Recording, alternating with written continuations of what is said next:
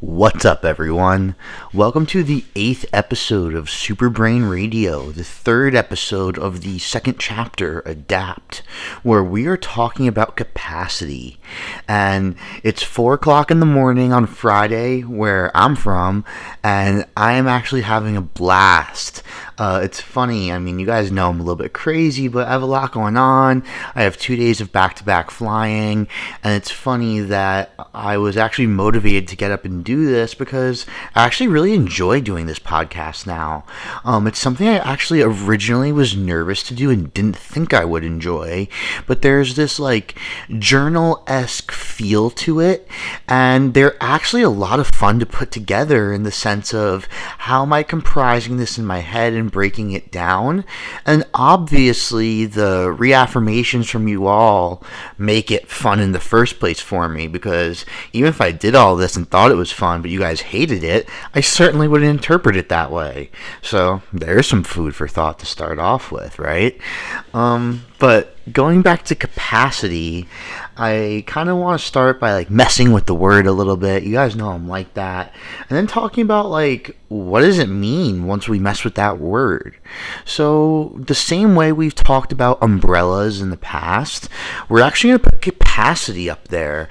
And I hope that you guys start, after listening to this, asking immediately after you hear the word capacity, think about endurance, time to fatigue, how long you can maintain something, your ability to be excellent, and for what duration. All that type of stuff should be immediately followed up with of what. And I want to really start with the idea of a circle. And imagine that you have this perimeter-based circle in your head, and there are some weak links to it.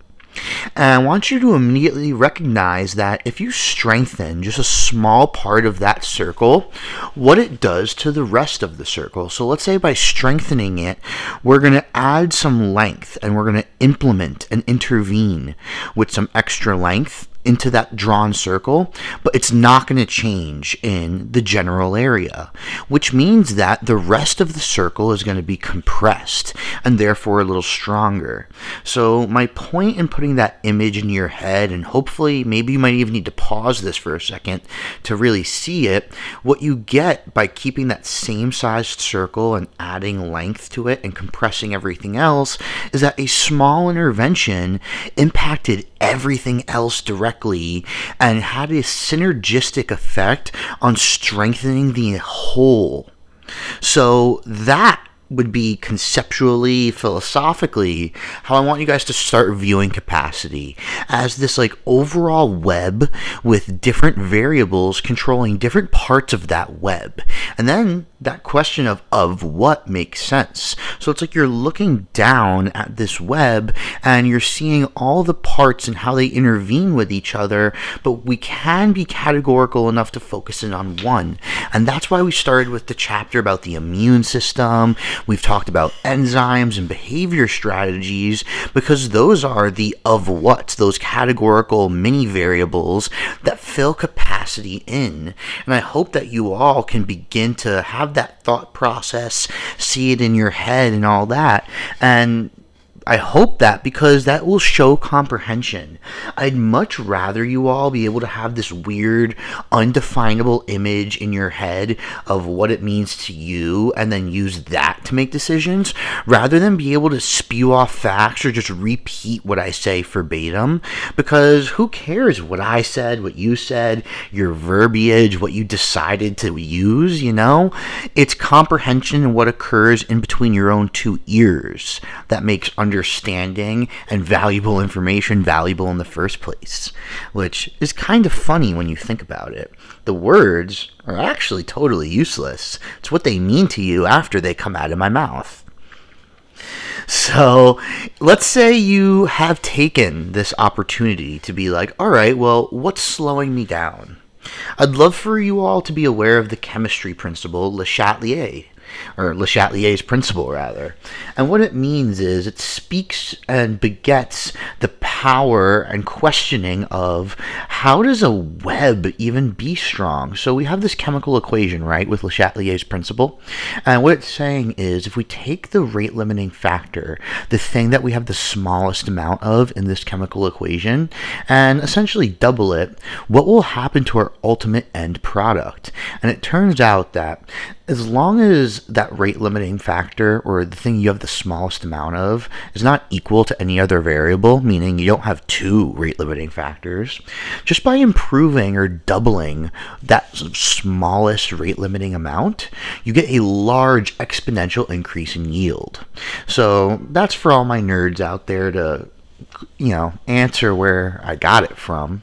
But really what we're talking about here is if you can figure out what's slowing you down, what the very, very first impediment to come up, the weakest link of that web, where that weak part of the circle is, you can make drastic changes to your end outcome. So it's not always working on what may be obvious. Sometimes, in fact, it may be very not obvious what you need to work on. And more importantly, you need that zoomed out approach. And also, the reason why we talked about the immune system and all that other stuff first was, once you identify it and want to make change, you need to understand how that's going to happen. And I hope today's episode ties that in for a lot of you guys. So now that we have this generalized idea of what is, at least conceptually, a capacity, I'd like to expose you guys to a couple different worlds that capacity may mean something to you. And what I mean is, let's say we're going to bring up three different things I have on my mind. We're going to talk about your ability to continue doing something excellent, meaning maintaining the highest level of proficiency and what that means. We're going to talk about your ability to participate mindfully and what that means. And lastly, we're going to talk about what participation is in general to you and go in that order. I accidentally cut off the podcast there, guys. Told you I wasn't that good at this yet. The screen went black and I hit the space bar like a dingus. But we're talking about your ability to maintain excellence and what that means.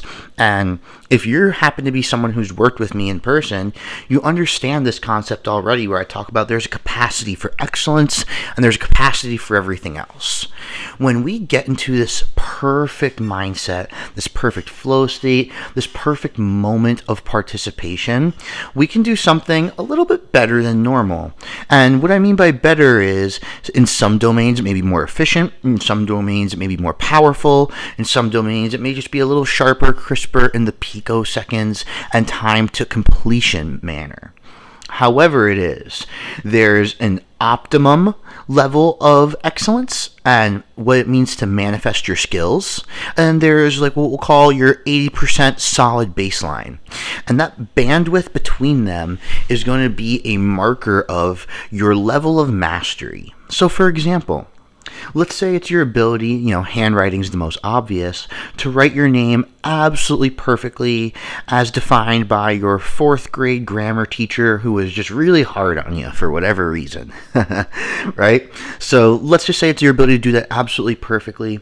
Then you get your heart rate up and you got to do it again and it doesn't come out as right, or maybe you write it 10 times in a row and you try to increase your speed and the last couple look terrible.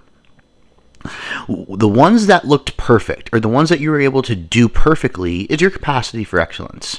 And as you deviate from there, you would love to look at the variable that made you deviate from that. So maybe it was you held your breath trying to write faster, and that eventual hypoxia made you have like some weird looking C's and S's that looked rushed, and that's where you docked your points.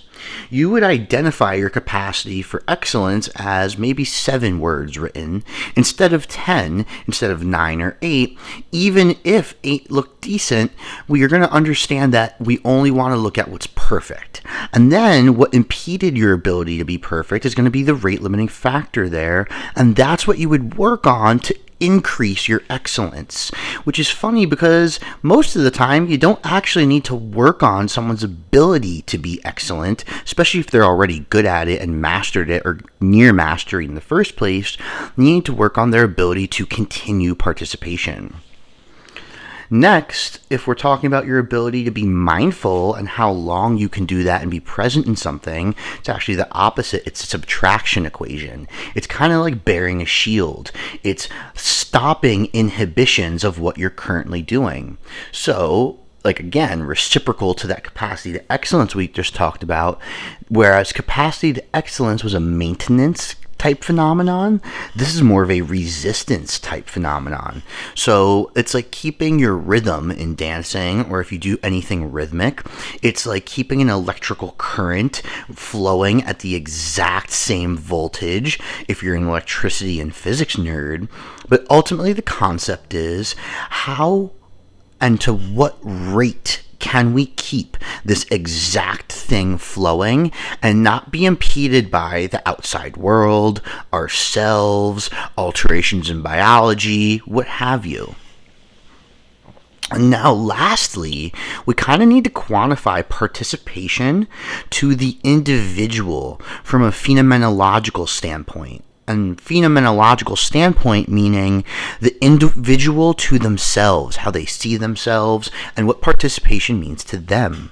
So, when you're doing something, it's as simple as asking and answering the question of what does it feel like to you when you're at your best and worst, and being able to quantify that. The reason these are important to capacity is because now we've kind of identified all the portions of the web. We have biological ones, we have intrapersonal ones, like I just mentioned. We have the ability to maintain what you can actually do, and your ability to fend off things messing it up. That gets more specific as you identify capacity of what, but what we ultimately need to remember here is, if you want to get better at something, you need to expose yourself to what you want to do so you can gain data, adapt, and then eventually aim to do it better.